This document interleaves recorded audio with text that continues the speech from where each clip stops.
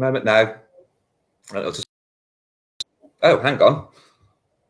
Oh, that's my fault. I haven't pressed it properly. Oh, we're live. Good evening, ladies and gentlemen. Welcome. And don't faint, people. We're actually here. Welcome to Gary Webster. Finally. How are you, Gary? I'm very well, thank you. Very well. I'm absolutely fine, thank you. Good. Yeah, okay. It's all right. I couldn't hear you then. It was a slight delay, but I'm just going to turn you up so I can hear you clearly. So, yeah, great. There you go. So, can you see me okay at the moment? I can indeed. Oh, good. Okay. So, I was almost ready for it to just go wrong. So, it's absolutely fine. So, Gary, thank you for joining us. And how have you found? I mean, we're living in strange times at the moment, aren't we? Yeah, I think it's been extraordinary times. It's been very difficult, I know, for many people, us included. But I feel that we've all pulled together to get through this crisis, and I believe there's a slight delay to opening up, which is fine. If it saves lives, if one life saved, then the delay has to happen. So I feel. We've learned a few lessons, hopefully, from this whole sort of scenario and situation, and hopefully we will move forward more together, more understanding, and more compassionate about people who are suffering not only from COVID but from many other difficulties that they're going through. So hopefully, like any disaster, and that's what it has been. We can learn some lessons from it. Absolutely. Onwards and upwards. Absolutely, but must always remember those who have died and those who are struggling and still fighting, not only against COVID, against many other, as I say, difficulties. And hopefully, we might all be a little bit more compassionate about those people going forward. Absolutely. Good. Well, thanks for that. Well, Gary, are you ready to take a trip down memory lane? If I can remember it, I'll talk about it. Some of it's blurred.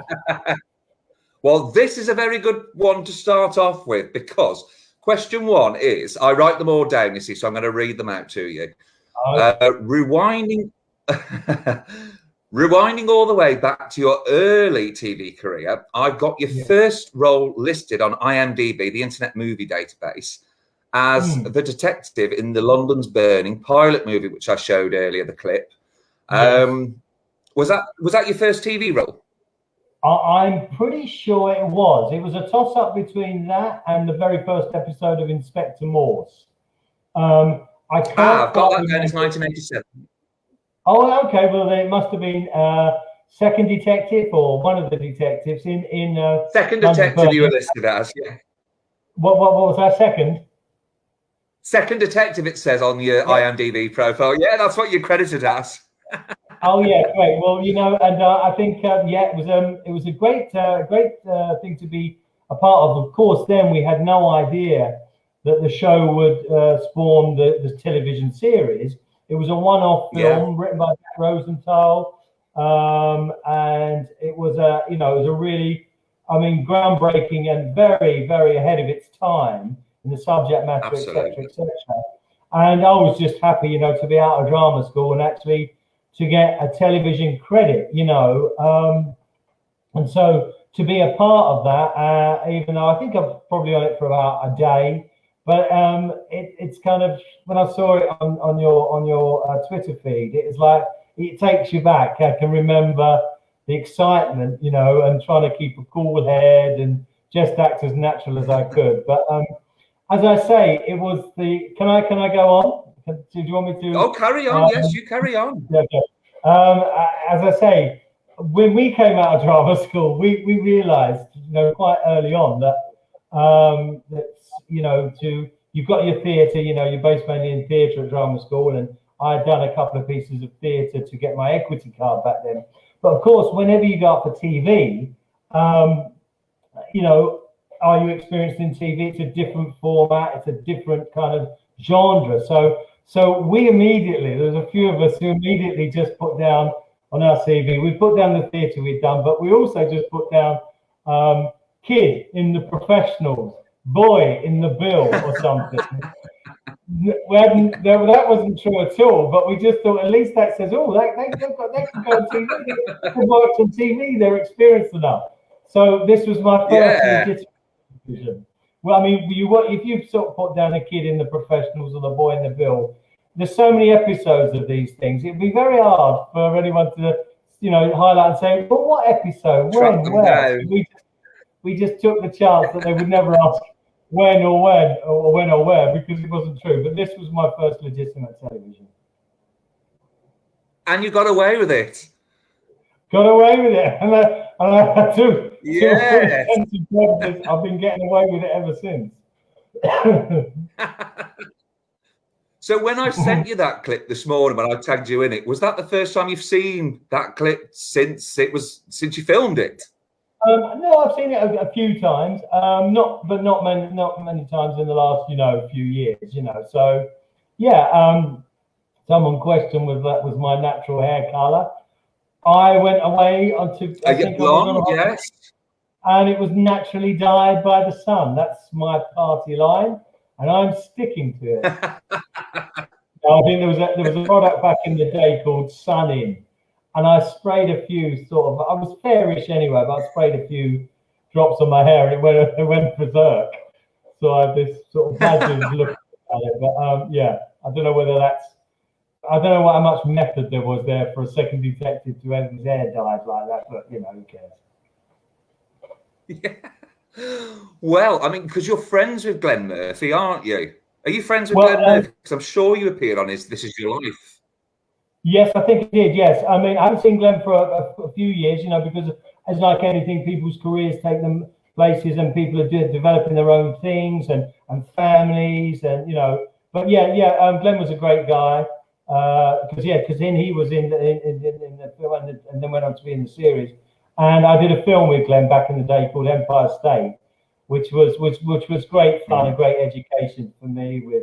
Lots of the characters, Jamie Foreman and Ray Winston was coming down on set and things, and that wow. Film, Eddie Nielsen was in it, and that film was a real education because I was on it for about 4 weeks. I only had one line in it, but I was one of the chief protagonists, sort of right-hand man. It was a bit of a gangster flick, and it really taught me. Yeah, because you've what the gangsters, you. Well, gangsters and police officers. I just changed my suit, really. It's the same character. but no, so that was a real education of, what it's like to be on a kind of a long-running, film or 4 or 5 weeks. So, yeah, and I had great fun. You've always got to have fun. We're very privileged doing what we do, and I feel that if we can't enjoy it, if we bemoan it, then we shouldn't really be doing it. So I always have tried to have, let's get it in perspective. I think the last 18 months has got a lot of things in perspective for everyone, and I believe absolutely what we do in the whole pie chart of life is important-ish. If you're a doctor, a teacher, if you're in the frontline services, when you've had a tough day, you might want to go back and just flick on the TV or go and see a piece of theatre, listen to a piece of music, and that's where we come in.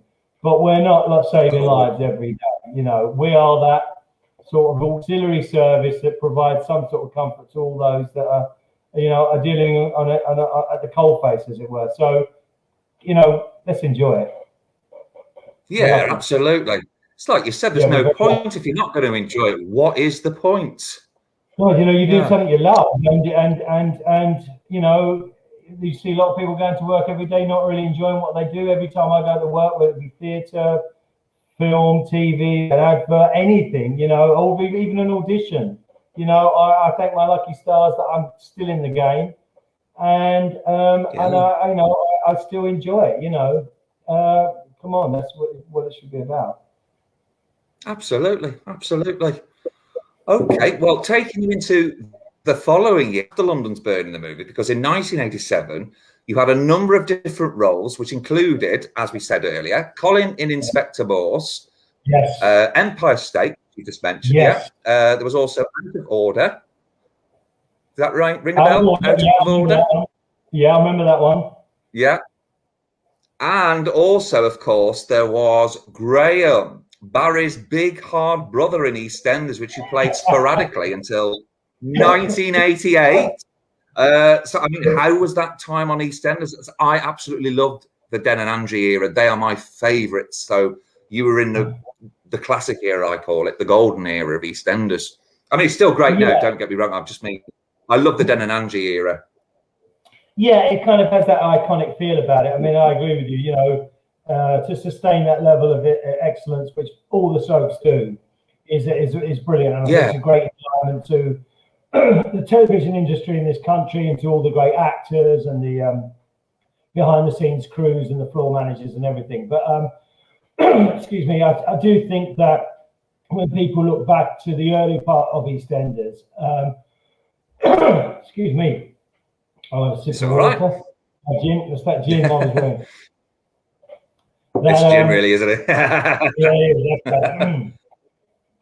Yeah, it was great fun, and it was kind of new, and it was kind of on it was like a snowball down a kind of, you know, a mountain, in the fact that it's just getting bigger and bigger and bigger all the time. I mean, there was a kind of a little group of us that were somebody's brother, somebody's boyfriend, somebody's girlfriend, you know. So we were sort of on the peripheral of it, but could enjoy the kind of madness of it, you know. I mean, people like Nick Berry and Leslie Grantham and Ian Dobson, they were full on, you know, and it was amazing to just stand back and watch it all, and great fun. Yeah, it was a good time then. I mean, this was in the days when you had rehearsal days. You did 2 episodes a week. You know, you went into a rehearse the scenes, then you shot them the next day down the set. But yeah, it was a great time to be involved in that show, as it is any time. But yeah, and we had a football team created, the Wolford Boys Club. So we had a really fun time. Yes. And it also taught me that, you know, the quick turnover of television. You know, you've got to learn your lines, you've got to come in prepared, that I could take with me for the rest of my career, you know, because although, as I say, we were fortunate back in those days to have a rehearsal time, now you don't. So you have to do so much of the preparation in your own house, in your bedroom, going through the lines, because you just won't get that time on set to, you know, because everyone's busy. So you've got to deliver on performance, you know. Of course. So I imagine you really picked up on that when you went back to East. I mean, I've got a question for you about Naughty Neville later on in the show, but I imagine on your second stint, EastEnders, you really sort of noticed the difference between the working schedules, because obviously 1987, it's as you said, there were 2 episodes, weren't there?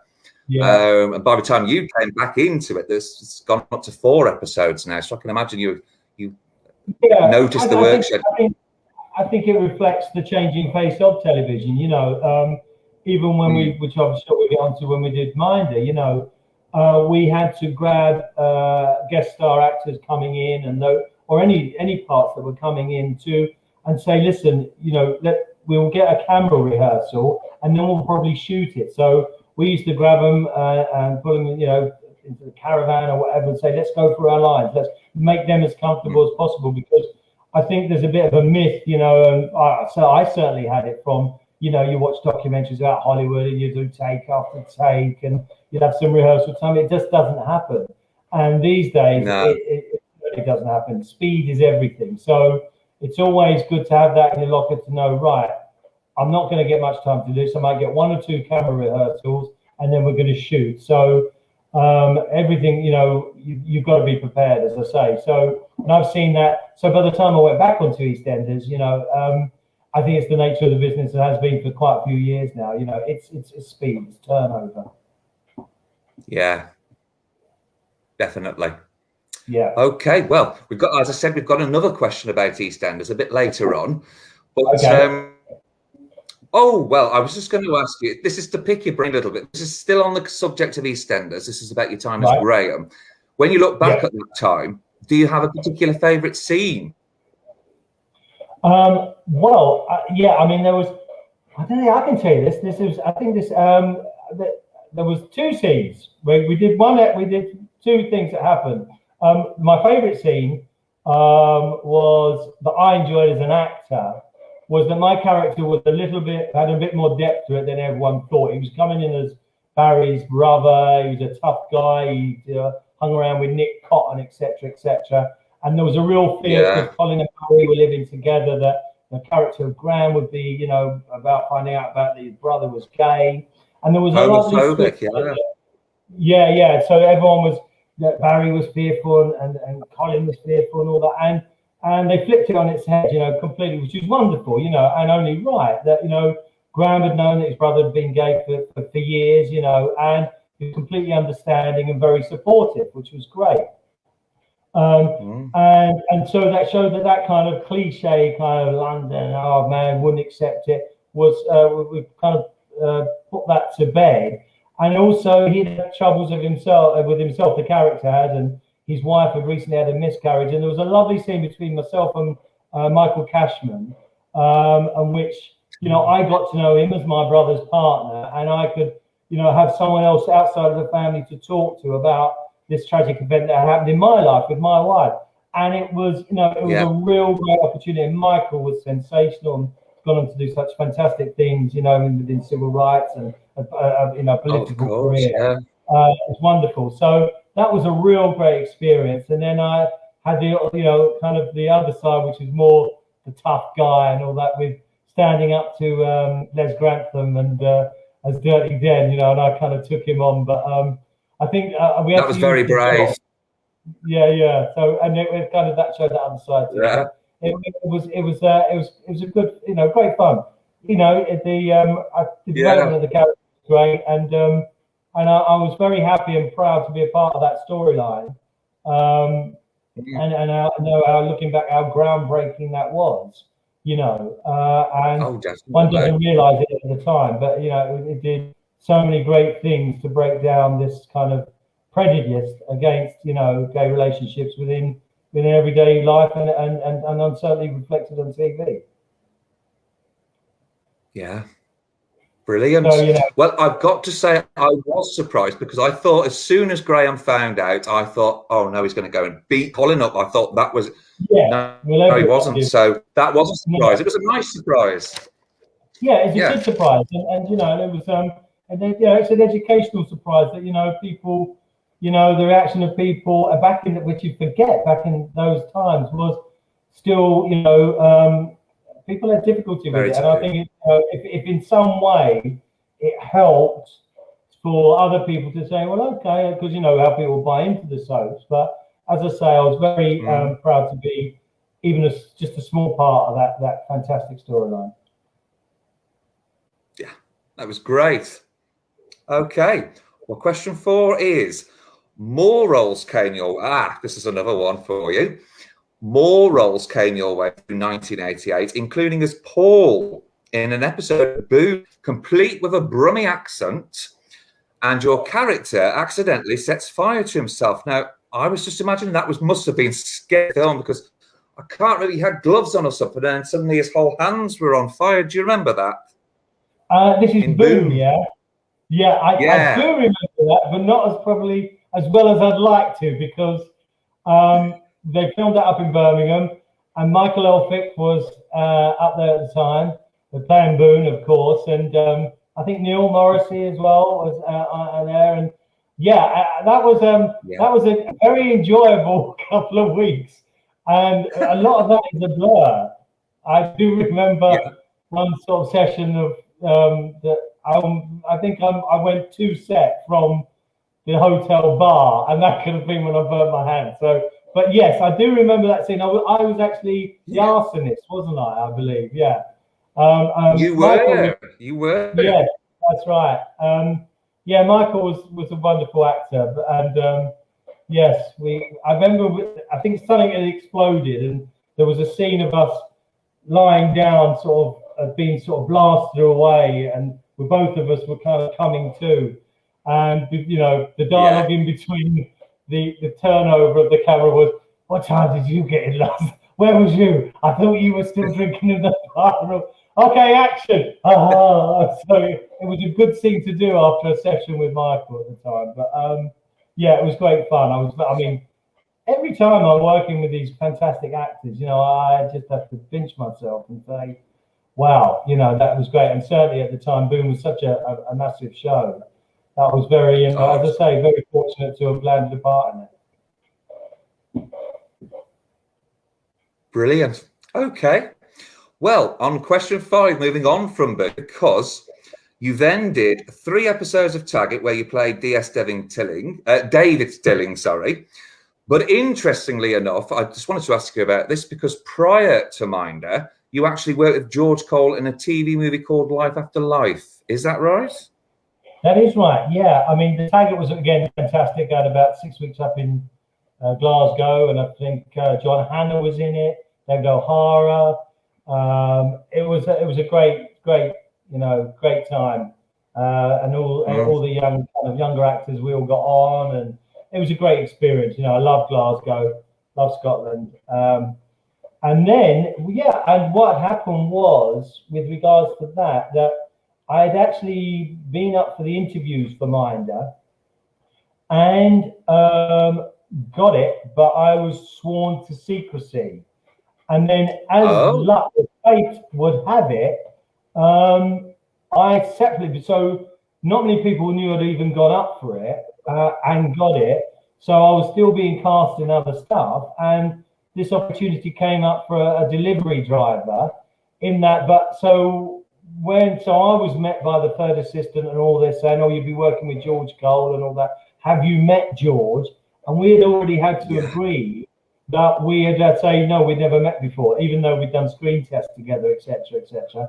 So I was introduced to George, and he was introduced to me saying, sorry, what's your name? And I go, oh, Gary, nice to meet you.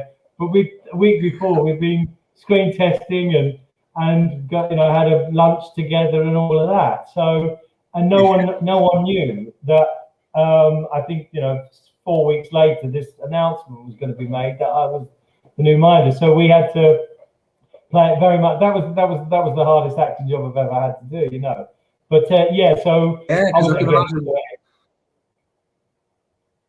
all that excitement and stuff. You must have been dying to tell people. Yeah, I mean, I was. I've never been one to go over the top. You know, I've never been one to shout from the rooftops success or failure. You know, because I just think they're two imposters that, you know, you've got to treat the same.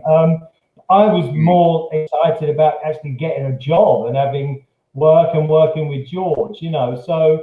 And I kind of enjoyed the conspiracy that we couldn't tell anyone and the kind of introduction. So, and George was fantastic, and it was a nice role. And we kind of said, well, I'll see you soon, and good luck with whatever up to next and all that. And then, of course, you know, some weeks later, it kind of went a bit potty when they did announce that I'd got the new Minder job. Yeah, I can imagine because. Well, I remember when Minder came back because it was really big news that it was returning to screens after a few years break, wasn't it? Yeah, right. But just before we go, because just before we go into that, I just wondered, had you watched and been a fan of Minder during the Dennis Waterman years? Oh, absolutely. I could have done a definitive history of Minder. You know, I remember that it first came out and it was on a 9 o'clock slot on a Wednesday or something, or maybe a Monday. We loved it in my family. My dad, my brother, my mum would watch it. It didn't hit the heights of the ratings, but they commissioned a second series, but they repeated the first. I always remember at 10:30 on maybe a Thursday night, and we caught that series as well. So they kind of trial run it again, and then by the second series, it came out again on that kind of iconic Monday or Wednesday at 9 o'clock on ITV, and then started to become the hit that it was. So we followed its history all the way. And in fact, my dad worked in the city. He was only a kind of messenger, and then he worked in a metal brokers. And I would, as a summer job while I was at drama school, would work as a, you know, on-foot city messenger, dropping envelopes off for the company he worked for. And people would comment that John and Gary were like Terry and Arthur on the train, you know, because we so there was that kind of, it was quite ironic and you know, it was a sort of maybe set in fate what would happen. And then, so we were big fans, and then I got a call to go up for it, and I always maintained that, you know, it was a kind of very sought after part, and they'd gone through every name in the alphabet, and they got to W because they'd gone down the ABC. Then Webster came, oh, get him in, and we kind of, I think the reason why I was lucky enough to get the part, or initially to even have the screen test with George, was that I had the right amount of experience of, you know, being on TV, maybe done a bit of EastEnders, but I wasn't well known in any shape or form. And I think they didn't want anyone who might have, you know, been regarded as someone who we already knew in a different character, in a different part. Probably I've gone very much under the radar. You know, you'd have been hard pressed to say what character I played in EastEnders unless you was a fan. So I had that balance that there was experience, but he wasn't very much well known. And then, of course, I had the screen test with George, in which 5 or 6 other people were up for. We did 2 scenes. The first was a disaster. My top lip was sticking to me teeth. I was nervous. And I remember going to the top and thinking, looking in the mirror and thinking, you're blowing this, you know, you're taking it far too seriously. I sort of said to myself, just go and enjoy it. You're working, you're going to have an afternoon with George Cole. Just take that from it, you know. So I went out there, totally relaxed, thought I'd blown it anyway, and we started to buzz together, you know. We started to form some sort of, because I just gone, F it, don't matter, I'm going to enjoy the afternoon with George Cole, you know. And I think that's what that's what sealed it. And then, as I say, I was informed, you know, this process, I was up for about 4 or 5 times. The process was long. And then they said, you've got it, but don't tell anyone for the next whatever week. So, and if I could continue, what happened was I had a flat in London, and so I knew I had it. And then suddenly, about 4 weeks in, and they'd put a kind of embargo of releasing it, that my mum and dad suddenly rung me up and said, we've got a whole host of reporters outside our door. I said, right. They said, they said, they're asking, are you the new minder? Because somebody has said something that you are the new minder. So I said to them, look, whatever you do, don't let anyone in. I'll ring up the PR company who's handling it and say, listen, they might have got the jump on you, you know, what's that? And my dad said, too late, your mum's invited them all in, they're all having the cup of tea. About 6 or 7 reports from the Sun, the Mail, they're already in the house having a look at old school photographs and all that with a cup of tea in their hands. And at the end of the day, because the phone then was constantly going, at the end of the day, my mum had a migraine and my dad bought an answering machine. And that's cool. Well, that sounds all very fun and stuff. So, well, I mean, afterwards, when you became Arthur's new minder, Ray Daley, the format of the show was freshened. It took it into the 1990s. You were an immediate hit with viewers because ratings were huge, and a further 2 series were commissioned. So can you recall that first day on Minder meeting George? Well, you've just told the story now, so I suppose that question's redundant now, but can you recall your first day on Minder? Were you nervous? I know you weren't on your audition, but you actually knew you got the job. I was too nervous in the audition, and that's when I kind of said to myself, you know, you've got to let it go and just enjoy it. I do. They were very, very clever because obviously it takes some time to build a relationship. I mean, Dennis and George had a wonderful relationship, but they've been together like 11 years, you know.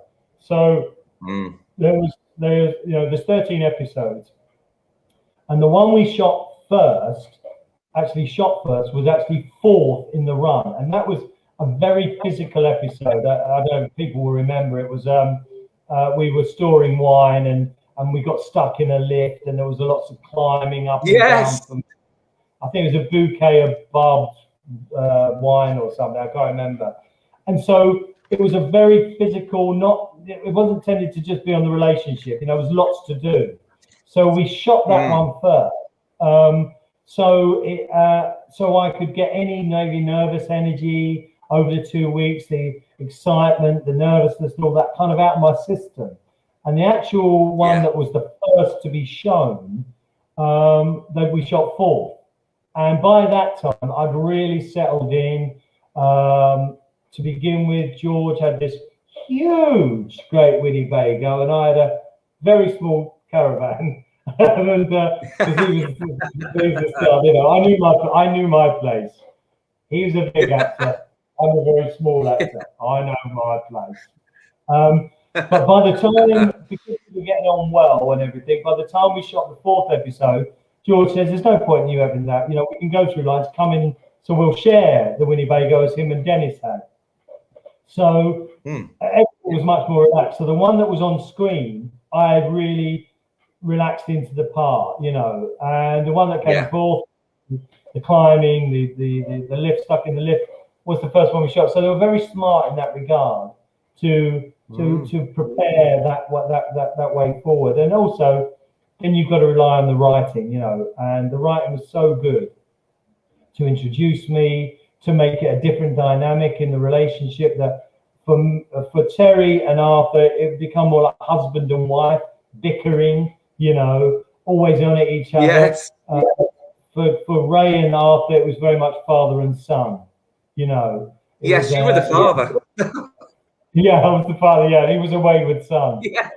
So, and as I say, and they kept all the great elements, you know, of course, Arthur Daley, Dave the Barman, the Winchester, all the elements that all of us love, hadn't changed. And I always equate it to, is it Kirstie Alley coming in for when who left Cheers in Cheers? Shelley Long. When Shelley Long left and Kirstie Alley came in, everything was the same bar characters, the same thing, just they slotted in someone with a different dynamic. And I always equated that. There was no ever a chance of me just becoming Terry McCann or whatever. And that's the best way you can ever do it. You know, you can't repeat these characters. You have to bring another dynamic in. And, you know, David Yao, the writer on it, in Taunton, who produced it, they were kind of genius, because and that way the public accepted it, because to a certain degree the public were ready to go, this isn't going to work, you know.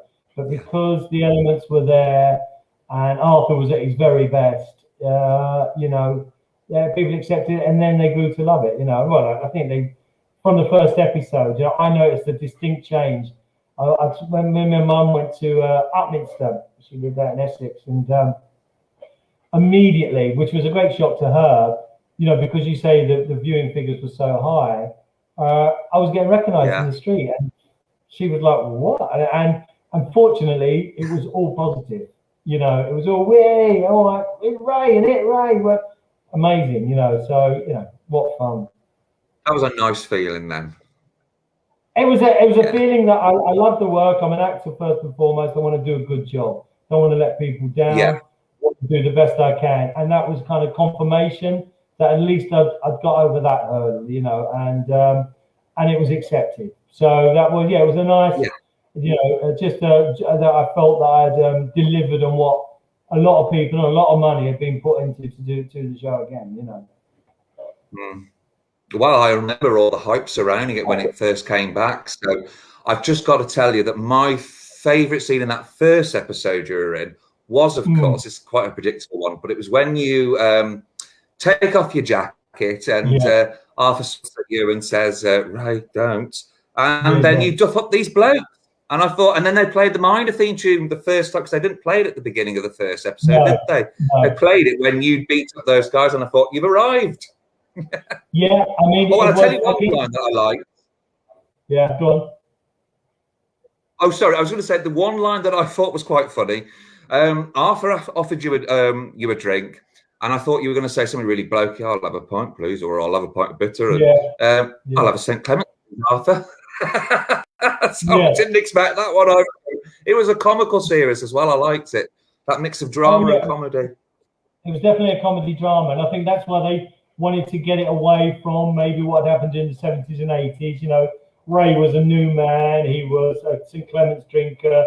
You know, he was into fashion, but he could handle himself. And I think once again, it was genius of the writer and the producers to, you know, back in the day, you know, the theme tunes and the titles to certain shows were iconic, you know, and that was, I think the thinking behind that was, if you was outside making a cup of tea or upstairs, and you heard the theme tune, like with the street, or you would come down and watch that show. So Professionals, Sweeney, Minder.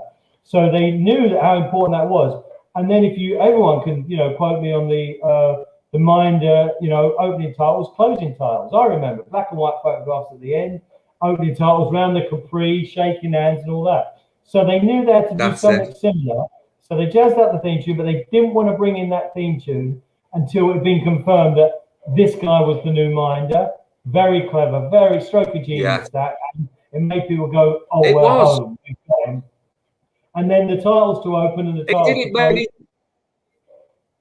Go on. Yeah, because it made me think, "You're back, Minder." Absolutely. It made people think, okay, we've got our Minder back. He's not Terry, but we're going to accept this guy. And then the development of the opening and closing titles for my show, or the show I was in, became as interesting watching it right to the end. That's why they wanted, because I used to watch the old closing titles right to the end. I mean, they used to push against a lamppost that was bent or something, you know, at right angles, because they were interesting. And that's why we had the pier thing. So they were doing all those, they just modernized them. They brought them into, you know, the 90s and made it happen. So, you know, the work and the thinking behind it was, you know, it was fantastic. But yeah, I think for a lot of people, that was the moment they could go, this might just work, you know. Yeah, and it did. And it did. Yeah, it seemed to. And also, of course, well, I do remember you on Aspel and Collie, because I showed a clip of that. You sort of suggested that the reason why you're always Arthur's turning back on the pier, on the end credits, is, of course, that you think he might have forgotten his condoms. Or possibly Ray. Because Ray seemed to have a new girlfriend every episode. He was a bit of a stud, I don't know. But he did seem to have a new girlfriend in every episode. Well, I think the thinking. I think there was Emma Cunningham played sort of a regular girlfriend, but also I think that they were very keen to bring strength to the female characters in it as well, because, you know, my dad had a kind of blokey kind of, you know, a bit of a laddish kind of atmosphere to it, you know.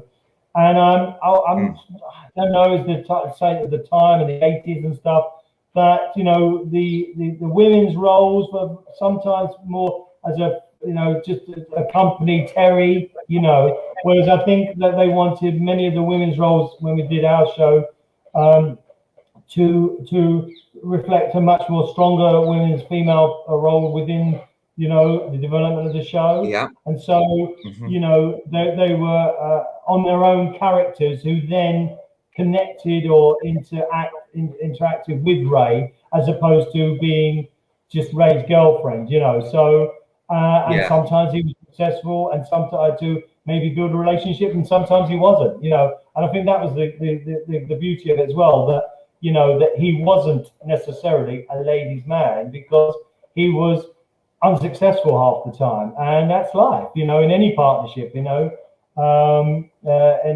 any relationship. And I think it was trying, and I was very keen to reflect that side of it as well, you know, to make sure that it didn't carry that brokey 80s feel to it, which, you know, is of the time, and to just try and move it forward a little bit, you know, which hopefully we tried to do, you know, all the time. Yeah. Well, I mean, he was quite a nice boyfriend to girls. I mean, there was one episode where the Bills, Natalie Rolls was your girlfriend. She played a nurse. Yeah. And Gary was very nice. He made, Ray was very nice. He made a coffee in bed and whatever, and took a breakfast and a flower on a tray. And then he went into a bedroom and she fell asleep anyway. So he's quite a considerate boyfriend. Trying to be a new man, I think, you know. It was, but I thought that was a nice comment. The thing I liked about Ray was, because I thought when you to it, the first thought was, if I remember right, thinking he could look like he could be really nasty. But I like the fact that he was tough and he could handle himself okay, but he didn't necessarily go around with that macho attitude, don't mess with me, that kind of thing. So I liked that. I think he had all those elements and traits, you know, but he had to have the conviction that it was the right thing to do. You know, he would rather talk about trouble, but anything to do with family, anything almost principled, he would then go into battle for, as opposed to just enjoying a good old punch up on a Saturday night. You know, he was more aware, more kind of current. You know, and he kind of it would have to matter to him. And Arthur was family, and that was the whole key to the show. You know, that they were family, and Arthur looked after him and tried and guide him as best that Arthur could, but Ray would always, however frustrated he was with Arthur or disappointed, he still wouldn't let anyone have a go at Arthur because he was family, you know. And I liked that. I did used to find it funny when Arthur, every time he was annoyed of Ray, he would call him Raymond. Yes, yeah, that was nice. That was nice. And it was great because I remember the first episode. No, I was just going to say, I remember your first episode because there was a scene with you and Roberta Taylor, who was also in the bill. Oh, fantastic! And I just remember Arthur coming out with this line, something like, "Raymond, I did not give you the keys to my lockup for you to screw some old scrubber," or something. Lines. So. So there were some good lines. I mean, what was always great about George was that. He would always, you know, because I was at that time I was really, you know, out on the tiles as it were, and I was clubbing it and all that. So I would bring a very like phrases that were happening on the street. You know, I was living in Crystal Palace, very diverse community. Everyone's getting on, so I would come up to him, or we would do a scene, and it might be calm down, Arthur, and I would say just when we're rehearsing it, I'd just say chill out, Arthur, chill out. And George, the actor, would go, "Well, what are you saying there?" I said, "Chill out." It's kind of, you know, it's what people say on the street these days, chill out rather than calm down. He said, "Great." He said, "If you get anything like that, just tell me, and then I can use it. Because then when we shot it, he said, keep it in, but just let me know before, because I know I can work on that." So I sort of said to him, "Well, just chill out, Arthur." And he was like that. "But I'm not even cold, Ray. What are you talking about?" You know, or something like that. So he was very open to listening to what I was bringing in from where I've been on a Saturday night or a Friday night or a Tuesday, Wednesday, Thursday night. Wherever I was out. And then we could being young. Oh, God, yeah. Yeah, I think I could have, So it was really good, that kind of relationship we built up by, you know, series 2 and 3, that we could utilize anything like that, and it was great. It was great fun. Great. Okay. Well, we're still on the subject of mind now, but this next section is going to be a question and answer from Minder fans. But there's a couple of messages I just want to read out beforehand. Now, the actor Stephen Donald, I've had him on before. He's lovely guy, and he says Gary Webster's a lovely man and a fine actor who has been very supportive of me. Good. He obviously got the well, I'm going to just because I know he's got well, he's got some new music coming out, so I'll be writing a review of his new single soon. Great. So fantastic. Stephen's a fantastic singer. Releasing a new single, top class guy, brilliant. Yeah, and my review's coming soon, Stephen. Don't worry, I promise him I'm going to do a review. So, well, this is going to make you laugh now, Gary. Just for a laugh, an actual mate of mine, Wayne Howarth, wrote because I wanted to read out some messages that were put when I said you were coming on. I saw Gary Webster back in the 90s playing Alfie opposite Liz Fraser at the Bolton Octagon. The sight of him in his tighty whities will forever be a happy memory. I think he was going to say, will forever be a torment to me, and I've been under counselling ever since. No, he was very happy to share that memory. So I thought, I don't know if he wanted me to read that out, but I thought I'm going to read that one out just to give you a giggle. He was in the prime 4 weeks after that. He's now on a 12-step pant program for that. Oh my goodness, I do apologise. Well, I'm sure he'll love me for telling you that. Okay, the show was fantastic, and I love doing it. Bold Octagon, Lawrence Till, brilliant. But I'm sorry if I offended anything. I must have been in my briefs at some point. I apologise. Yeah, now. but he was very happy with that. What?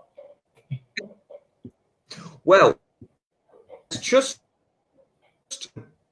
a message from a friend of mine, Emily Johnson. Well, it's two friends of mine, Emily Johnson and Norma Taylor, who wanted me to tell you, I have told them you're happily married, but they wanted me to tell you they think you're still as gorgeous now as you were back in your Minder days.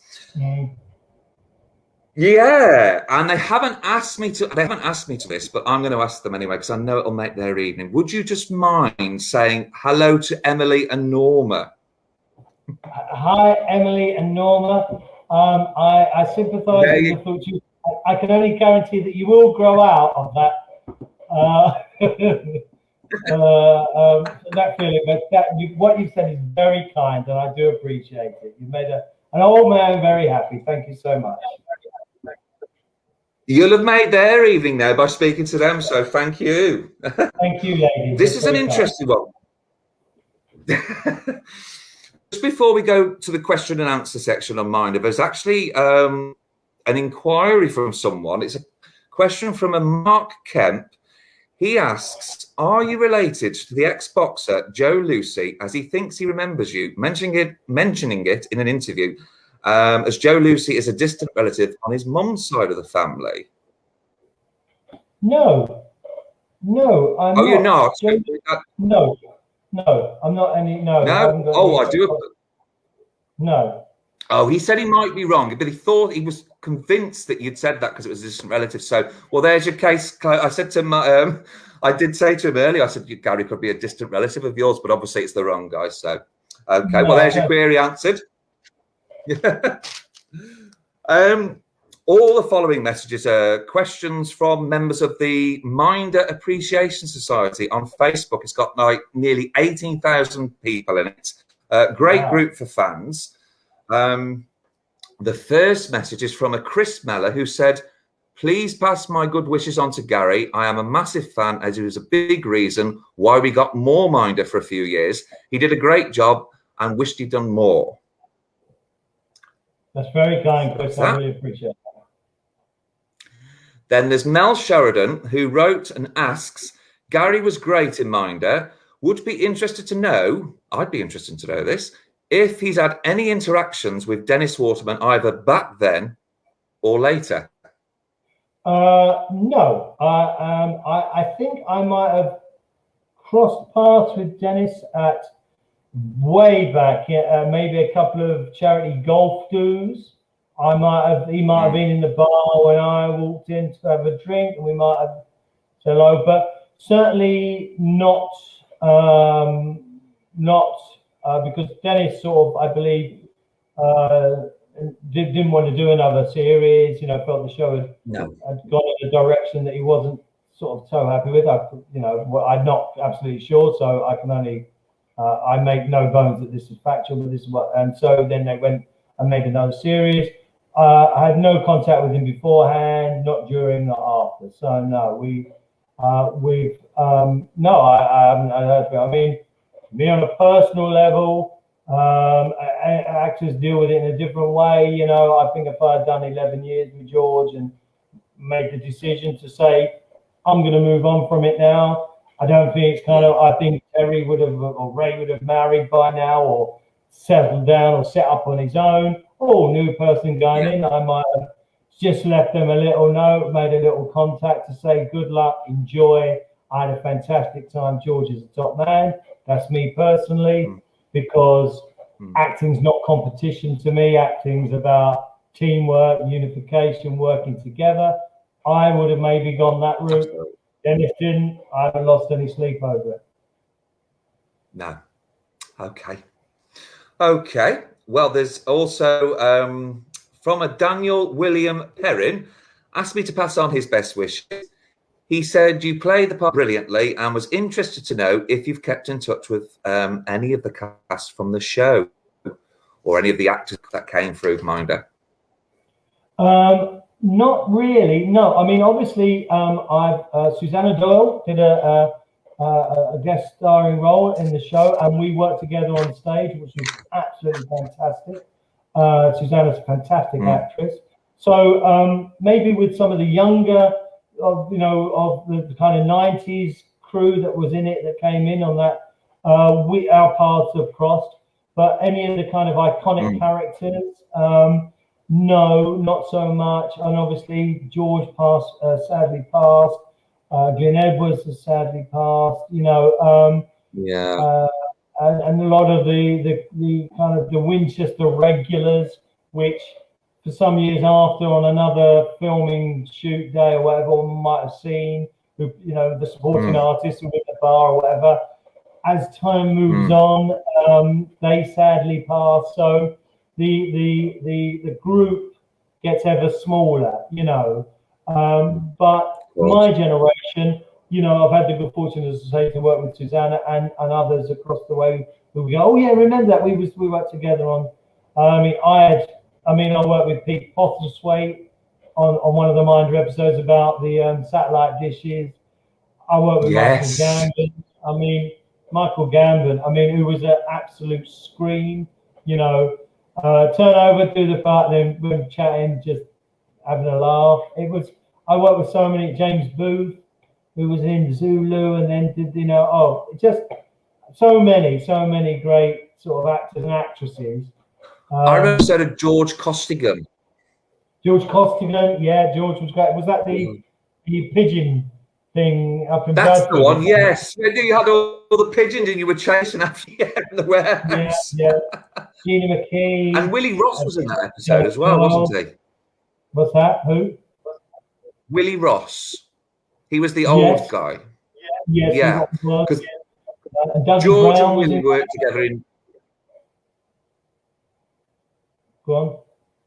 Oh, sorry. Can you hear me? Yes, I can. Hello? Oh, thank God for that. I thought you'd gone. I was thinking, you've probably been working brilliantly up to now. Don't you dare do it to me now. No. Okay. No. Oh, phew. Okay. Well, there's still some more questions because Boise Jr., he's been one of yours. He loved the Ray years. And he said, can you remember who you were competing against when you went for the role of Ray? Any names that you can name? I honestly don't know. As I say, when I went for a screen test, they said there was 6 others that had gone up for it, but they never named anyone. And then I heard later that there weren't 6 others; it was only me or whatever. I really don't know. To me, it's the luck of the draw. As I say, it's not always the elements of ability or whatever. There's so many other elements involved. As I say, the right balance between being known and experienced and not being known and not having enough experience. That I don't question it, because there's been roles that I've gone up for that I haven't got and other people have. It's I was just very fortunate that at that right time. And I'm sure anyone who did go up for it has probably gone on to have a far greater career than I've ever had. So it was just, you've had a good. Oh no! Listen. When I turn up for work, I had one goal when I left drama school, and that was to have on my passport occupation professional actor. When I did a little play. I did a play up at the Library Theatre in Manchester called Class Enemy. I played a character called Skylight. I left drama school a couple of terms early. I got paid and I got me a equity card. That is what I'd set out to do from the age of 16. I wasn't a child actor. I wasn't interested in acting. Then for me, everything else, gravy. enjoyable. Yeah. You know? And you're enjoying every moment of it, aren't you? I try to, I try to enjoy the work. I really enjoy it. Because if you can't enjoy being an actor, with all that comes with it, it's difficult at times, I understand, but it's a great thing to do if you're lucky enough to be able to make a living from it, Yeah, of course. Okay. Are you ready for the next question? Yeah, I think the public also want to see you enjoying it. They don't want to see you doing something which I think more and more these days, lots of people would like to be doing and then bemoaning it, complaining about it. They want to say you enjoying it, keeping it in perspective, but making them go, that's why I want to do it. I want to. I'm a great fan of Harris and Burton and O'Toole, the stories they told, and Hopkins, and I don't want to hear it's tough. We know, but it's not as tough as doing a 24-hour shift at West Mid. There you are. Yeah, very true. Okay, thanks. Well, the next one is James Harding. He's asked to send his best wishes to you, and he has 2 questions here. The first question is, were you approached about doing the remake of Minder? And the second one is, because I know you like your football, I know you're very passionate about Arsenal.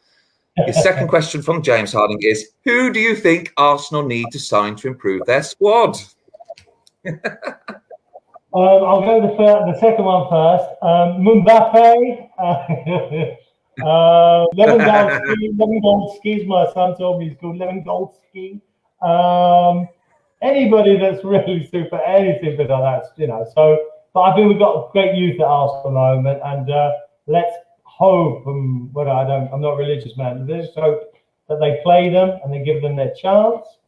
And as for the first question, what are you talking about, the remake that was on Channel 5 with Shane Ritchie? Yeah, were you approached to do that? Not at all. No one came to me at all. Which I think was a bit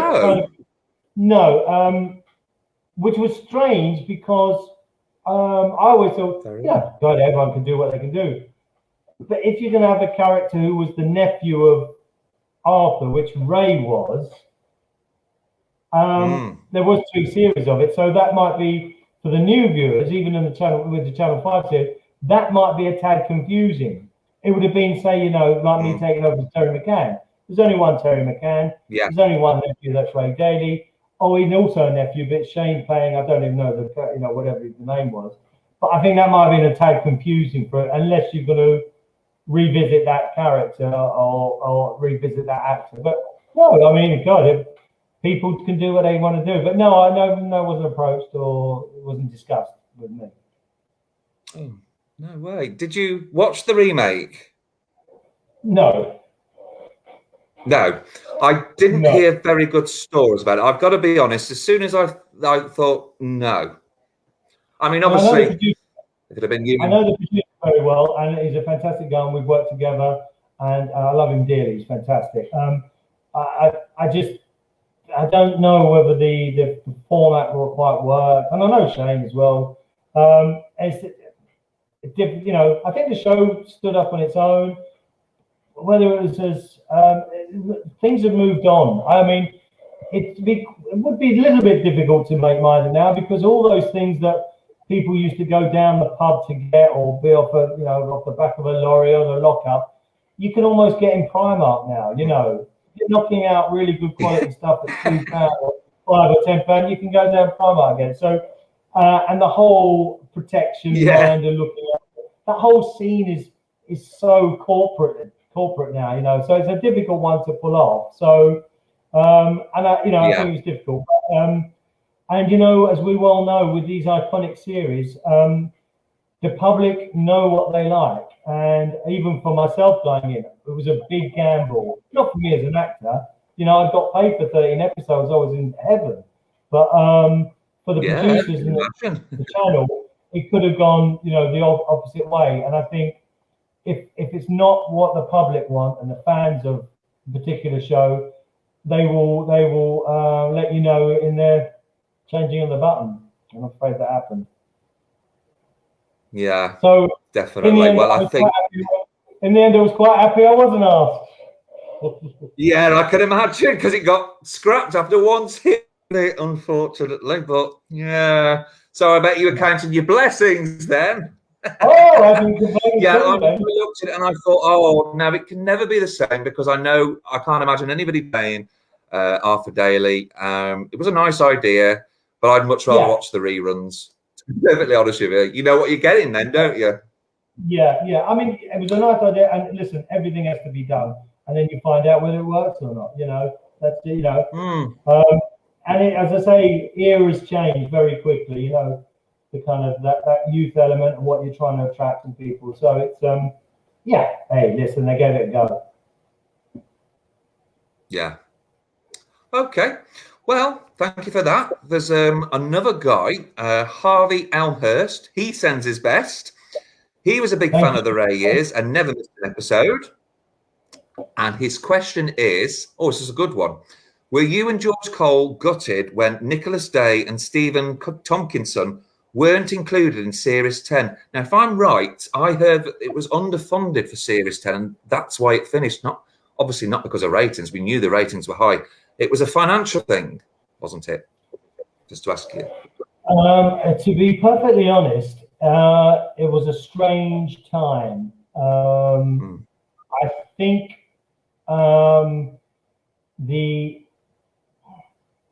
whether things had started to slip, I'm not sure. It could have been a financial thing. I'm not absolutely sure about that either. I think that Thames, or Euston Films, who made the series, when the first series of my series came out, they had just lost their franchise to Colton TV. I don't know if you remember. It was a Thatcher revenge thing. I do. Over Thames TV, World in Action, doing Death on the Rock. She put everything up for franchising, and she was determined to take Thames out of the equation because she was very angry about the Death on the Rock documentary. So she had really honed in to get rid of Thames. Thames lost the franchise to Colton, and Colton were launching on Christmas, whatever, and the new programming, new series, nothing to do with Thames. They didn't have anything in the can. So they had to come back for Thames and Euston Films to then look, what have you got? Well, we've got the New Minder. So they had to go with the New Minder show. And of course, everyone knew, associated that with Thames, the iconic picture of the Thames and all that Euston Film. Yeah. And it did very well. And I think first series did very well, second series did very well, third series, funding had to be made. But I think by that time, Carlton were getting pissed off that this iconic Thames show, they couldn't move away from it. So by hook or by crook, they were going to try and maybe, reduce the amount could be spent on it, and in some way almost push it into a corner. Maybe. I don't know. We'll have to talk to producers about that. There is stories that I'm not willing to say yet. No, I will, about the demise of it. But I think that certainly the franchise battle and corporate politics came into it, and one woman, one man's commission is another man's commission, and editor's poison, and I think that's when it really did start to begin to be a battle and an ego and stuff. So I can only assume that would have played a part, but it didn't play. That's not the complete story, and I'm not ready to tell the complete story yet until I know the story, but I'll tell that at a different time. Yeah. So you mind your appreciation. Well, I've got a question. You hold on and I'll let you know. No, of course. Yeah. Well, I just wanted to say on that note, because I just thought Minder felt like at that stage it would just go on and on like the Terry, and it was a shame because that was big news when we heard that Minder wasn't coming back. Yeah, a lot of complaints. It was all a little bit rushed, and if you look at how the Beeb treated and how John Sullivan treated the ending of Fools and Horses the first time, the three-part, the brilliant three-part of the trilogy, those three iconic, end episodes over Christmas of Fools and Horses. That's how you finish a show that had been running for 14, 15 years and was loved by the nation. Minder had, I mean, there were two shows. There was Fools and Horses and Minder. Minder had demanded that similar closing of the door on Arthur Daley if it was going to finish. And if you look at it, it just was rushed. It was just 1 minute is there. Oh no, right.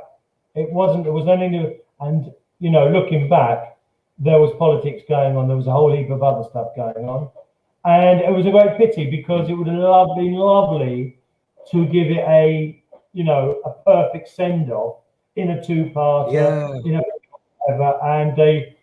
And as an actor, that's when you realise there are other elements involved in filmmaking, television making that have nothing to do with the show. Yeah, it's good. I'll tell them. It's really sad. Letting politics go. No, it's not sad because it's just life. It's just life. It's never sad. It's just life, Yeah. But it's an education. One realises. No, not sad. Yeah, no. It just would have been nice if it had come back. But yeah, not sad. I think George and I think the show and I think Glyn. I think they deserved a better send off than a one episode where he's suddenly getting nicked and then he's in a van and he's going. Whoa, what happened? What's happened? So yeah. I think they deserve that. Definitely. Okay, thank you. Oh, yeah, because there's a question from a Mark Green. This is interesting. He asked if the lockup and car lot in Minder were filmed on location or in the studio. Yeah, I think originally they were on location. And I think with the first series with Dennis, maybe first one or two series, the Winchester was an actual sort of a club, a gentleman's club, drinking club, very much like the Winchester is. But I think after a while, it caused a lot of grievance to the locals, to the actual members of the club, that every afternoon. So, and I think it was getting a bit grief. And so in the end, they built, and certainly when I came in, the Lockup and the Winchester were sets. And the car lot was on location. Thank that, Gary, because I didn't know that. Yeah. It's much more controllable environment when they're sets, Well, yeah, I can imagine, yeah. Okay, thank you for that. You've got a message from Mark Allen, who said you were part of one of the best shows ever made in this country and kept its spirit alive. So he says many thanks for that. Well, thank you, Mark. That's a lovely thing to say. The pleasure was all mine. I was extremely lucky, if you're lucky to hit a series like that in your career, you just got to, thank your lucky stars, really. And I do. Yeah, it was great. Great fun. I enjoyed it. Great. Thank you. Okay. And we've got Rich Knight, who says he's a big fan. He sends his best wishes too. And he asks who... Oh, now, this is quite an interesting one, Gary, especially after what we've just been talking about. He asks, who would you think would make a good Arthur Daley and his Minder if the series ever came back now? Well, interesting. As for Arthur Daley, I don't think you could ever replace George. I just don't. No, you can never duplicate George. No.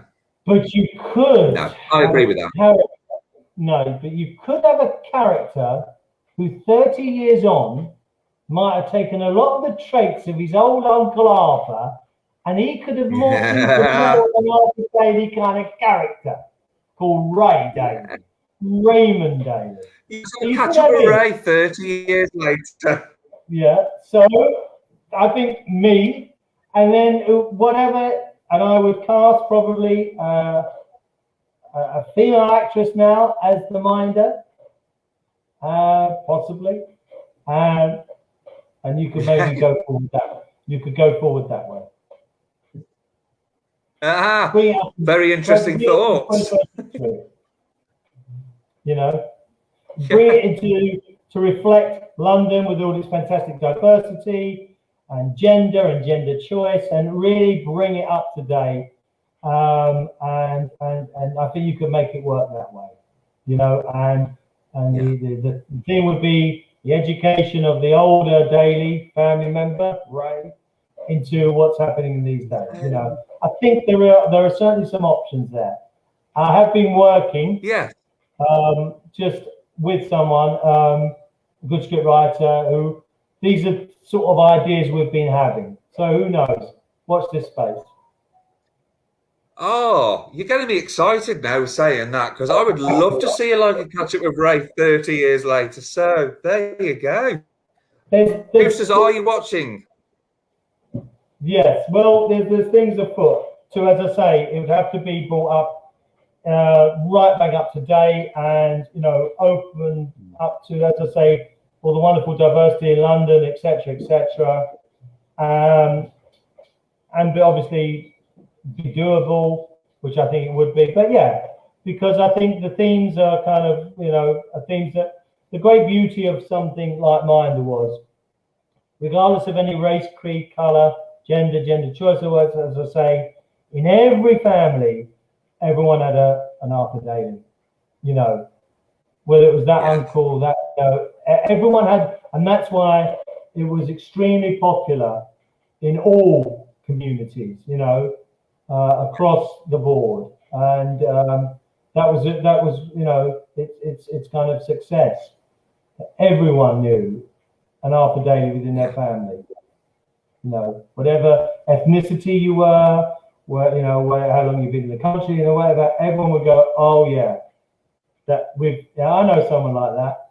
And that was the beauty of it, you know. Yeah, definitely. I definitely know some Arthur Daley type people.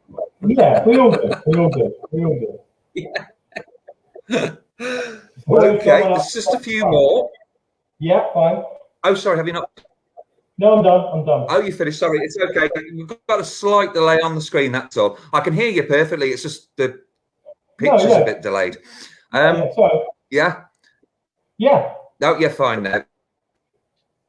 Alan Grice says his favourite story in Minder, this is a good call, was the Australian trilogy. And he asked, did you have a good show? Good time filming the show abroad? Because that's my favourite as well, the Australian trilogy. Yeah, that was, well, you know, I mean, I'm out of work for 6 or 7 months. At the local snooker hall, getting my agent to call to the snooker hall, because that's where I spent most of my days, playing snooker and stuff. And with my pal, Phil Milliman at the time. And suddenly I'm in Minder, and then suddenly we're flying to Australia to do 2 episodes. Amazing, you know, I had a fantastic time out there. The storyline had to be excellent, because Arthur was a creature of habit, you know, and he was a creature of his own environment. He wouldn't even, you know, to get him to go up north was difficult, you know. So they said how we could, Australia Minder was so popular. How can we get him to go to Australia? How can we secure this financial deal, this corporate deal, but get Arthur to go? Had to be money. It's the only way, and then enough money to get him to go out of that environment of Ealing, West London.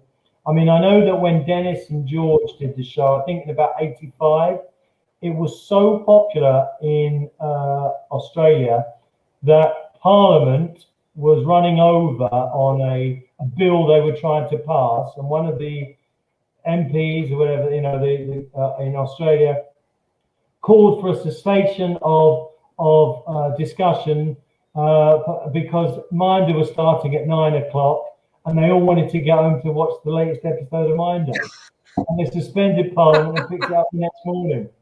It was resoundingly passed. And they all buggered off and watched Minder. So when we went into that environment, Arthur was king. Yeah. And of so course, you were welcome there. Oh, and I think it coincided with my series, the new series starting. So we were filming there whilst it was being shown at night as the new Minder show. We had one incident where at lunchtime, the Queen was paying a visit, some of the crew and some of the people. So can we watch the travel past or whatever the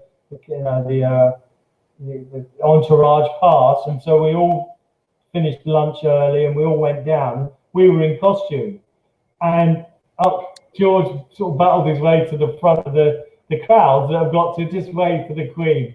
And we swear that she gave a double take, because he had his cavalier coat and turban and he just doffed it like that. And she was like that. And you could almost put it down to Phillips, was that half a day? Half a day, because he was like that, Mom. So, it was a great time. As I say, there were a few elements I remember about it, but a lot of the time I don't, because I had just such a good time out there. I can imagine. Thank you for that. We have a question from Steve Roberts. He also has to send you his best wishes. How was it working Edwards? Good question, because we haven't spoken about him much, have we? With Glyn? With Glyn Yes, Edwards? Glyn Edwards. Glyn's just yes. Fantastic. I mean, again, if you look at Glyn's CV, so many big movies, so much experience, watched him for 11 years, played Dave the barman. Suddenly I'm working opposite him, and, absolutely to his credit, he never batted an eyelid that it was this young new kid, and I know him and Dennis got on very well, and same with George, but it just made me feel so welcome. It was like the most natural thing in the world that Ray had come into the Winchester as opposed to Dennis. And I guess in some ways, Ray and Terry could have been in the show together almost, But I'll never forget how just open and welcoming he was and supportive, because you don't always need to be told, welcome. You just have to be treated like this is the most natural thing in the world. There's no sense of that was the past. I like the past. I wanted to stay in the past. You are coming in and now. What are you going to be like? It was just a kind of fluid passover, as it was. Changing of the guard, a passing of the baton, and Glyn was very much an integral part of that. As were a lot of the supporting artists who had worked for years with Dennis and George, and they were great. They were really, you're on board. You want, you're part of the team now, and I won't forget that. Glyn was fantastic.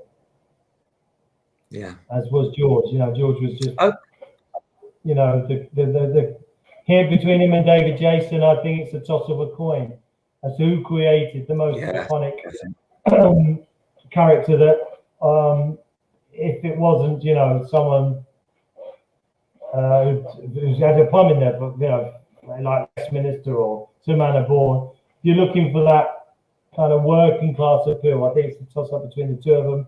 Who created the most iconic character? Ronnie Barker in Porridge, maybe up there, yes, definitely. Fletcher, but Del Boy, Arthur Daley, Norman Stanley Fletcher. It's on any given day they were all, champions of what they really do. Iconic. Yeah. Okay, thank you very much. Just a few more. Carol Simmons asked, how long did the Australian trilogy actually take to film? Well, on any normal episode, we would shoot 2 weeks for the ep. So the first one of the trilogy, which was predominantly in the UK, took 2 weeks.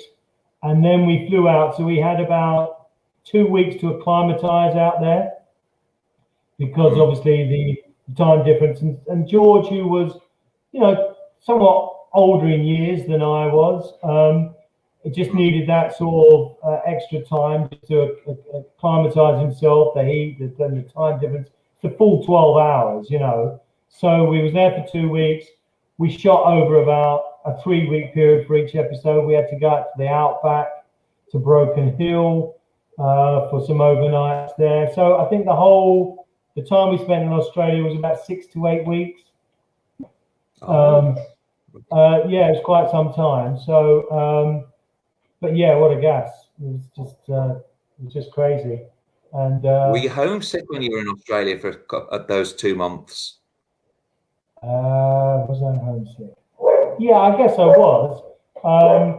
Only because it's got, filming anywhere is tiring. But no, it was a great experience. I was glad to get back. Because just to meet loved ones or etc. But yeah, the lifestyle there is fantastic. On a Friday afternoon when people finish work, they go to the beach. In Sydney, we was based in Sydney. They're they're sailing. They're doing this. It's very kind of leisure orientated. Filming. We film here from 8:30 till 7:30, maybe 8 o'clock. Over there, they tend to wrap at 5. There's beers come down, wine. The crew and everyone sits and has a drink before then going home. Just a glass of wine or a small can of beer. Just that ease about it, because maybe it's the heat and the situation, but it was much more relaxed, than it is maybe in the depths of January and February in Ealing. Outside the car lot, which would be freezing. You'd be thermaled up, you'd have hand warmers, coats off, do the scene, get back on the coats. But so it was a much easier way of filming out there. But I think we was all ready to come home. But I loved every minute of it. Yeah. Oh, lovely speaks over there. Lovely. Okay, well, thank you for all those questions, fans, and thank you, Gary, for that. It's just to round off Minder. Looking back on your time on Minder, do you have any particular favourite scenes which stand out in your mind, or any favourite storylines? I think I always say this. I think there was this. We did an episode, I think, called "The Cruel Canal," on which we were on a barge. And the episode involved having a Monopoly game, and it was so brilliantly written. And that was they built the inside of a barge on a set, and it was very enclosed. And I was playing, even trying to con me at Monopoly. And it was also good because it was a great acting exercise, because I was getting cheesed off with him, and we had a row and all that, and it allowed that kind of sense of that character to come out. That was a lovely episode. I always remember an episode where, which instilled in me the need to always constantly be pushing myself as an actor, make a fool of myself, go for it, in that George had to finish one of the episodes by singing in front of everyone at the Winchester, so we had a full crowd in there. Yeah. And I was thinking, as actors, the person, oh my God, I'd hate to do this. It'd be so embarrassing and all that. And George just knocked it out. He was singing an old Nightingale sung in Berkeley Square as the character, but he just went for it. And then, of course, when he finished, George was quiet, a reserved character. And I just thought, never lose that ability to just go out there and do it and hit him with it. And don't allow any of yourself, your own insecurities to come in. If you're playing that character and he would sing like that, get out and then do it. It was wonderful to see. A lot of the time I'd be watching in awe and constant reminders of, George was 70 at the time. Yeah, this business, if you're alive, if you're breathing, you can still do it. Happy day. Yeah. Brilliant. Thank you very much for that. So that's the Minder section then. So thank you for all the questions. Cool. Obviously, there were several more roles. The Queen's Nose, The Big Game, My Wonderful Life, The Investigator, Real Women. I remember that one. That was really good. The Blonde Bombshell, Urban Gothic. Yeah. The Game, Crossroads. And then, you also had other soap roles, including Dion in Hollyoaks, and then there were roles in Doctors, Adventures Inc., and Down to Earth, before landing the part of Gary Costello in Family Affairs, for which you won an Inside Soap Award.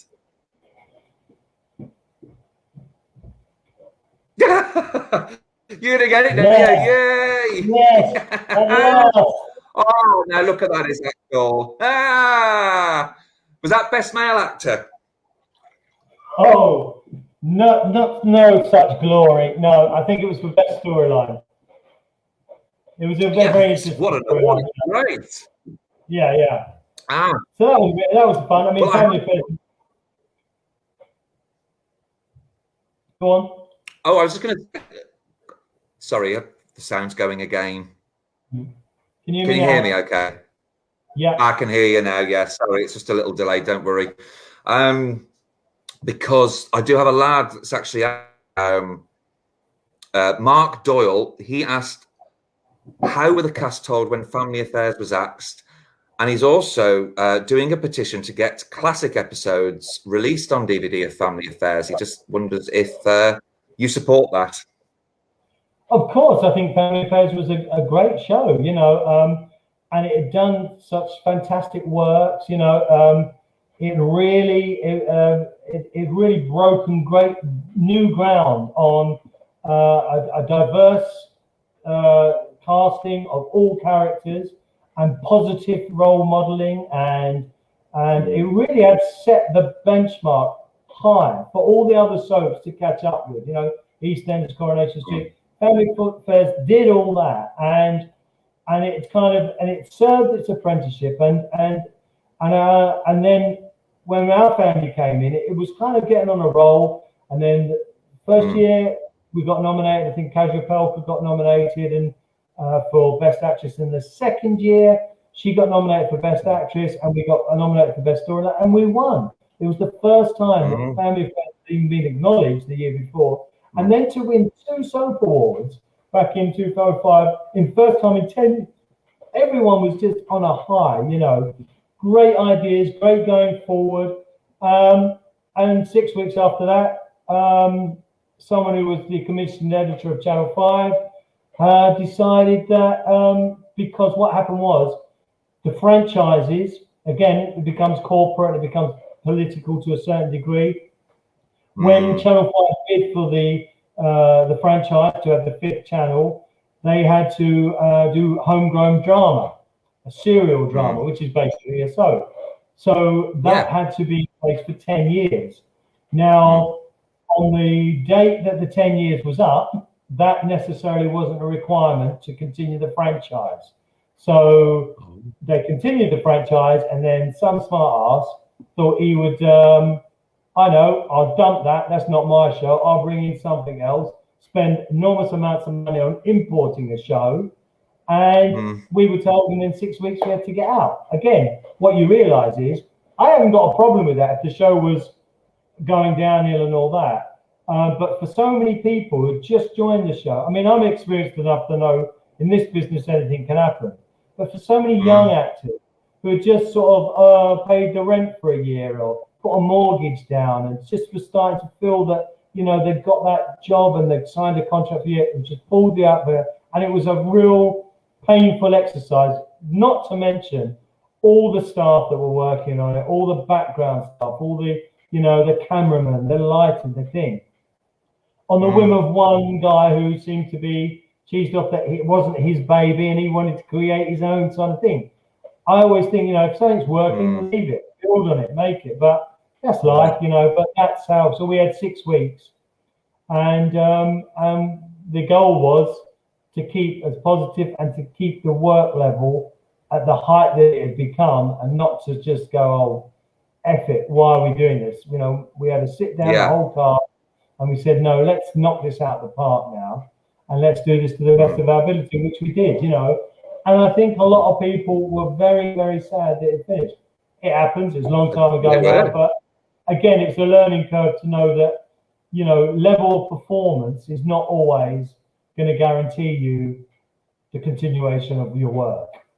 So when you step on that set, when you get paid, when you get wrapped, when it's on the screen, expect nothing more. Just enjoy that, Yeah, for the moment.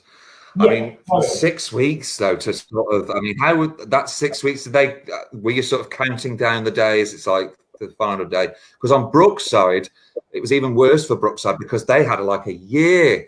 They knew they were the contract was going to be out. I think it was November 2002. They announced they were axing Brookside, something like that, and they were going to be axing it 12 months. So I remember Dean Sullivan saying something like it was just he never wanted to repeat that experience again because it was 12 months and it was just, you know, obviously the goal was getting 12 months, knowing that this was all going to come to an end. Yeah, well, I mean, by that time, there was a few of us that were maybe the more experienced members of the cast, you know, I'd seen a bit of it before. And I always looked upon our job to make sure that, although it's only 6 weeks, we're going to make it the best 6 weeks. And we're going to have a really good time. Which is a good attitude to have. Yeah, and so we, as I say, that's what we rallied. Me, Nikki Duff at Kasia, who'd won the best, you know, actress or what. And we just said, no, we're going to make this, you know, regardless of what, you know, the top brass have done or said or whatever. This is ours. We're the people that they see on screen, and if they see the audience who have been loyal and was very loyal to us and getting bigger, if they see that we're going in with the attitude of, oh well, why are we bothering? We're going to be out of work in there. I think we're doing a disservice to them. So what we do is we give them the best show we possibly can. So if they're upset, we're upset. If they want more, we want more. But we're going to leave them with saying, well, that was a bloody good show. And that's what we instilled in everyone. And we went out, you know, with all guns a-blazing. And I think why people want to do classic episodes of it, why it just didn't die a slow, sort of prolonged death, it went out with a bang, is because we had that attitude, you know. It would have been very easy to have been angry and bitter and all that. But, you know, there's no time for that. It's life. This is the acting profession. This is what we stand up for. But we have a duty of care to our viewers, as we always do. So you give them 100%. And I think if you do that, they'll take anything. They'll be happy that at least we're caring about them, regardless of what, you know, certain management decisions were made. We couldn't change that once it's happened. But what we could do is make sure we kept the same level of excellence, hopefully, to, you know, the 2 or 3 million that were now watching it. Yeah. Oh, absolutely, of course. And I mean, it was quite a shame, I thought, that it finished. I thought it was always at an unfair advantage being pitched against Hollyoaks as well, and I thought they could have found a new time for it. Yeah, but it had its niche audience, and it was growing, and it was fine. You know? And it had kind of 2 soap awards. You thought, you know, as I say, it's another learning curve. Yeah, 2 soap awards, and then for it to be axed, it just doesn't sound right, does it? Nothing's guaranteed in life, and if anything's taught us over the last 18 months, nothing's guaranteed in life. So, you get it, enjoy it. Well, yeah, because I couldn't have imagined anything happening like what has happened in the last 18 months. It was something that you'd see in a movie or something you just wouldn't expect it to ever happen. And that's exactly right. Yeah. Well. Yeah. Well, here's another one that's gone, but this show might be coming back. Fingers crossed. This is about the bill, because I hope the reboot's going to come.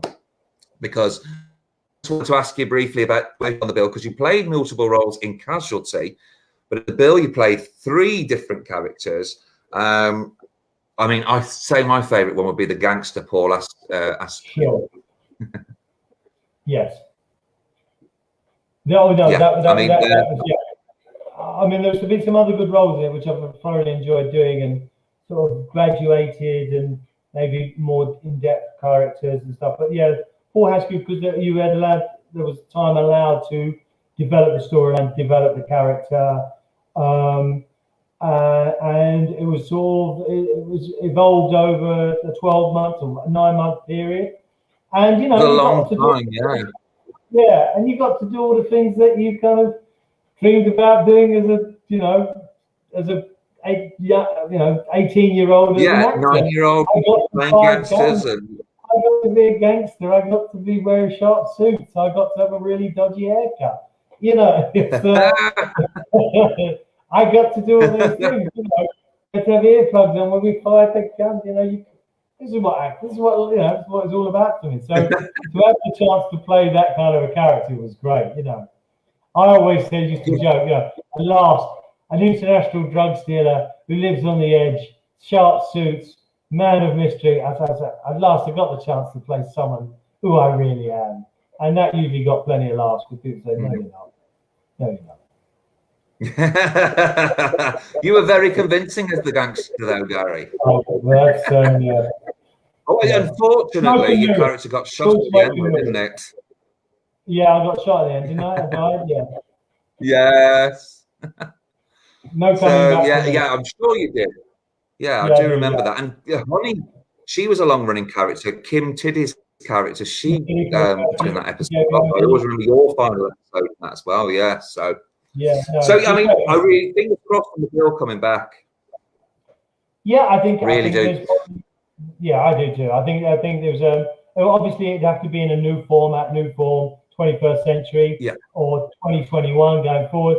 But I think there's always room in the schedule for a returning police drama. You know, I think people enjoy it as much now as they did back then. Look at Law and Order, SVU, or whatever. All these iconic shows. I think there's always a space. Definitely. So fingers crossed on that. It's supposed to be called Sun Hill, isn't it? Yeah, that's a good idea. It's, maybe expand it, but I think, but who knows? Who knows? Fingers crossed. Well, we'll soon see, won't we? Fingers crossed. I would love that. Well, I've got to ask you about this because I know EastEnders fans wouldn't forgive me if I didn't ask you about this, but you returned to EastEnders in 2016, this time playing the character Neville Peacock, which included a rather much talked about scene with you and Danny Dyer in a jacuzzi tub together. And I gather that got a lot of women and men jealous. Well, of course, it's Danny Dyer. Of course. We're naked in a hot tub. I mean, who's not to be jealous that I was that fat walrus sitting opposite him? So I think what hurt me was... What hurt me was a lot of the kids came up and they tried to push me back in the water so I could refloat. I felt that was a little bit hurtful. Let the whale live! Let the whale live! They cried. But no, it was great fun. Danny was fantastic, and it was a nice character. I don't know, it was different for the Square to have in there because he wasn't the archetypal villain. He wasn't, but he was like a sneaky little, clammy kind of guy. Which was nice. Yeah, sleazy, but he kind of got away with it to a certain degree, So it was, so who knows with him? But I think it was great fun. It was fun to play, and I had a great laugh on that.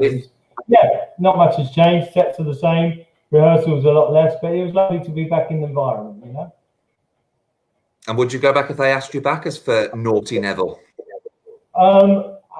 Listen, if they asked me, I'm sure we'd have a look at that. Yeah, I like the character, I like the part. It's a fantastic show. What's not to not want to do that role again? Yeah. So sure, I would certainly have to regard that as a serious proposition. But I, as I say, you take every day as it comes. It's if I wake up breathing, I'm happy. Yes, well, that's great. That's one way of looking at things. Yeah, but I know what you're saying. Should be thankful for what we have. Count your blessings and Okay, well, coming up to the last couple of questions, but because I know a lot more roles followed after Naughty Neville, including in Dangerous Game, Dead Ringer, I think it's called, The Seven, Moorlands, British People, and The Refuge. But I see from your IMDb profile, there's a couple of projects in the post-production stage now, which are Glee, where you're playing John Nielsen, and there's Dream Hacker as Professor William Hanson. So do you know what's going on with those? Are they television shows or are they films? No, I think they're films. I think Glee is still to be released, although I've seen a screening of that. And the other one is, we'll watch this space. Announcements will be made soon. I've been very fun. On your Twitter. You'll make announcements on your Twitter. And in general, just a few things we're finalising on that. That's in possibly pre-production at the moment. but just certainly watch the space. I was fortunate enough to be, I've just started on tour with The Cat and the Canary, which is a kind of a murder mystery. So we just started that on tour before lockdown, and I will be going back on tour with that hopefully again. You know, we was due to tour for about 6 months, 9 months. And then I was also going to go on tour with the Thunder Girls, which is a great one night of mayhem of 4 women from a girl band, and they re-meet 30 years later to find out the gossip and what really went on, written by a fantastic Melanie Blake.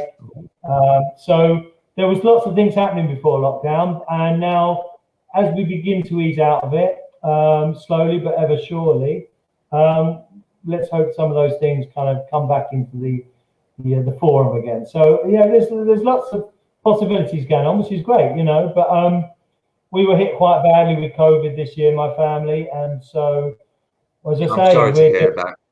Yeah, we're just very grateful that we're one of the lucky ones in a way. Although we lost my mum, but my wife was seriously ill. Sorry about and we're just, you know, as you say, take every day as it comes. So if there's possibilities, you know, they could happen, and if they do, fantastic. But if they don't, we're just happy to, you know, enjoy the sunshine and do wonderful interviews like this. Wonderful interviews. Oh well, thank you very much. Well, I mean, it only took us 3 attempts, didn't it? That was right, wasn't it? To do wonderful interviews with Ian. He's a real great guy.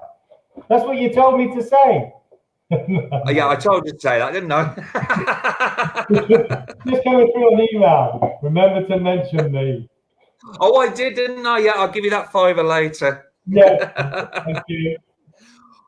Well, there's one last question. It's a very interesting one. I'm interested to hear this. Do you have any plans to write your autobiography at any time? Yes, I do. Yes. Oh, that sounds good. Have you got a book deal already? Pardon? You've got a book deal already? No book deal. No, I have a few chapters, and it's certainly it's happening all the time whilst I'm, you know, working and stuff. But yeah, it's certainly it's an interesting story.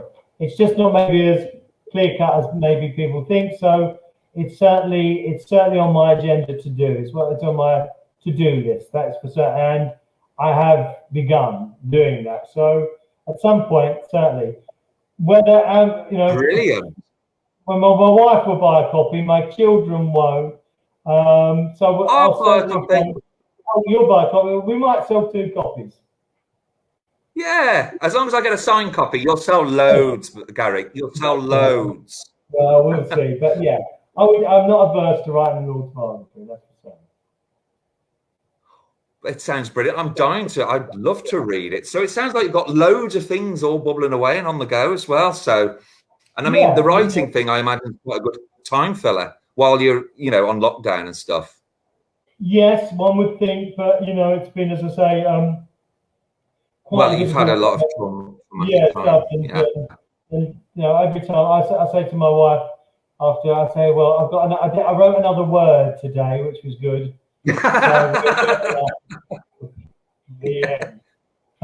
So, but yeah, it's certainly when things begin to settle a bit and stuff. You know, it's certainly on my agenda. So that. Well, I should keep an eye on that. Yeah. Well, then you might have to come back on and we can talk about your book, then, can't we? Not a problem. Not a problem. Happy to do. Yeah. So I'll make sure it's a bit more efficient that time, though, so you don't have to do 3 attempts. No problem. It's been a guest. Gary, you've been an absolute wonderful guest. I hope you've had fun and enjoyed the questions. Absolutely, Ian. Thank you very much for having me on. I appreciate it. No. Thank you. It's been an absolute pleasure, and I hope we can do this again. Maybe when your next book's out or when your next project's out, and we can have a re-meet and talk about your next project. So I shall keep an eye on your Twitter profile. Fantastic. Yeah, great. Please do. Say this. Yeah. Well, I just wanted to say to people that are watching, because Gary, you probably remember Jill Gascoigne, The Gentle Touch. Remember that? Yeah, I do. Very much so. Well, we've got Paul Murati on Wednesday. Yeah. It's basically going to be like a tribute to Jill Gascoigne on Wednesday.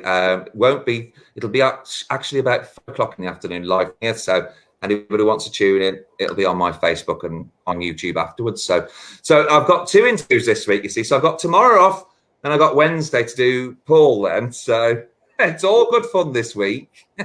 Great stuff. So, Gary, well, listen, I better let you go because I've actually had you on for an hour and 40 minutes, but it's been an absolute. I hope I haven't kept you too long. So you've enjoyed it, haven't you? Yeah. Thank you very much. It's been a pleasure.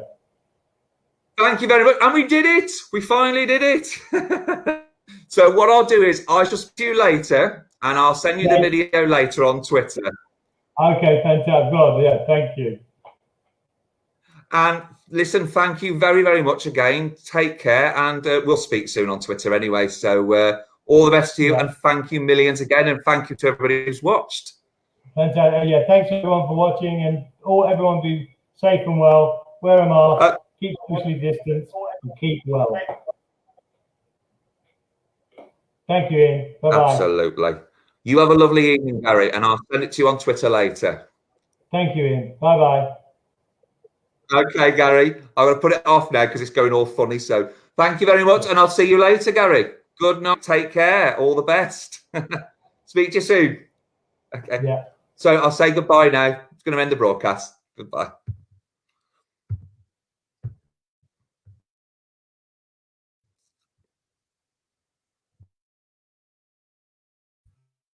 Oh. Have I?